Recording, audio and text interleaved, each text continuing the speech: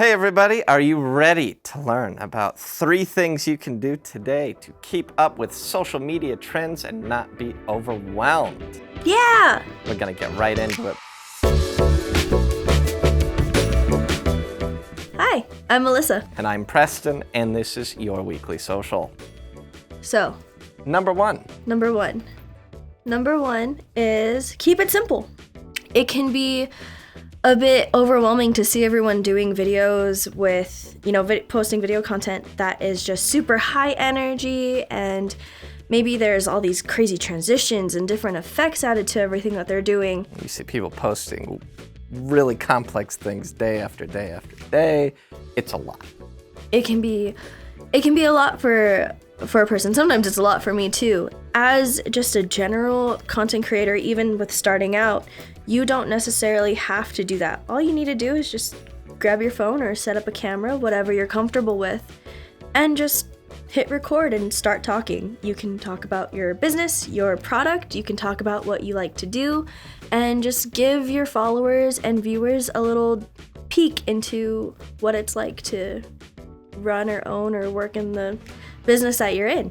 Something is better than nothing, and it's okay that even if you're just doing something once a week, you have some Monday madness where you go over what's laid out. It's perfectly okay. Number 2. Hashtags, your best friend. Or your worst enemy. Yeah. So hashtags are really important. On most platforms, they are a sorting mechanism. So whatever your hashtag is, so like in our case, if you're like hashtag Facebook, this is content relevant to or talking about Facebook. Or it can be your area, in our case, hashtag Washington.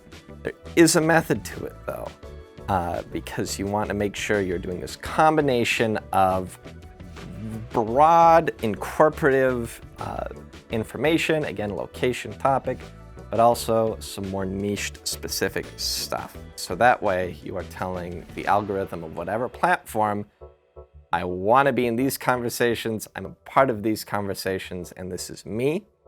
It's really helpful for not only getting you in front of a lot of people, but also the people that matter most. And the same thing goes for, Facebook, Instagram, and TikTok. And TikTok is a bit funky where they want you to put their trending hashtags, even if it's not necessarily fully relevant to what you're posting. And so throw in a couple of those trending ones, but also still add in those hashtags that are completely relevant to you and what you do, because you want to make sure that you're being seen and shown to the right people, and people that are actually going to engage with you, and not just people that are gonna continue swiping by past your stuff. Number 3 is you can actually just take some time and show your followers, your viewers, just what the year has looked like for you. It's kind of like doing a flashback. A year-end review of how everything has gone this year. And that's always really helpful. It helps your viewers and followers see how you've grown in the year, and it's a good time for, you as a business owner or content creator to see how far you've come and what you could do starting the new year. What goals do you have in mind? What goals can you add for the year 2022? And how can you keep moving forward? You don't have to do it all in one day. That's the best part, is you can actually spread that content out between now until the end of the year. And it's good for those days where you get kind of stuck on content and you don't know what to post. Oh, well, here's a flashback to what I did in summer 2021, and here's all these orders that I had, or anything like that. And it's a great way to engage and reuse content in a way that works for you. Yeah, absolutely. So enjoy it. Enjoy a little celebratory holiday cheer. So we're going to talk about some market news and trends as well. Video content is on fire lately, but a lot of this stems from an overarching theme of content oversaturation. There's a lot of content. There's like skyrocketing levels of competition between all of these platforms, and it's just overwhelming and a little too much. So what do we do about it? So some ways that you can work through this kind of like content overload is just post a story on your Instagram or post a short video on TikTok or on Snapchat and Facebook.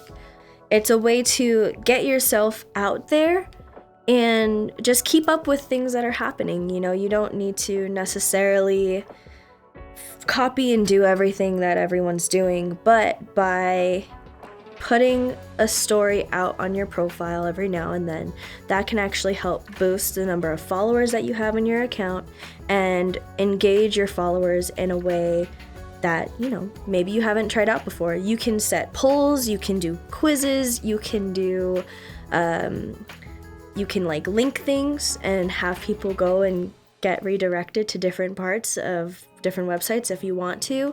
And it's a great way to kind of re-engage with everyone, and it won't take a big chunk out of your day. So it is also just in general one of the easiest forms of video content to approach. A lot of the desire for video content that we've seen, especially over this year, is for authenticity. So even if it's just you taking 15, 20 seconds, hey, here's a general update of what we're gonna do today, or hey, you know, we're working on this project, here's kind of an overview of what our conference room looks like, or what everybody's at their desks.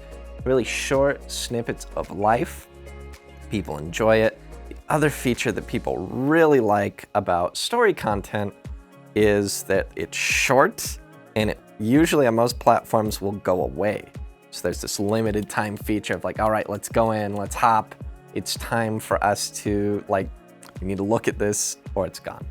And it's very simple, easy, and drives that kind of FOMO, that fear of missing out urge of like, I need to see this comment today. So stories, very easy. So yeah, looking at all of that and just keeping all of that in mind, there are normal platforms, Facebook, Instagram, the ones that have kind of been here for a really long time. They are continuing to do very well in just how they perform for, you know, both businesses and for personal use. People are creating content, people are continuing to grow and do good in everything that they do, and we're learning more about these platforms, about how to positively promote yourself in those platforms and how we can keep growing from there. Yeah, and as all of these platforms are changing and adapting, Facebook in particular, you don't see a lot of people, especially in the younger demographic, using raw Facebook, but the Messenger and the groups features are there.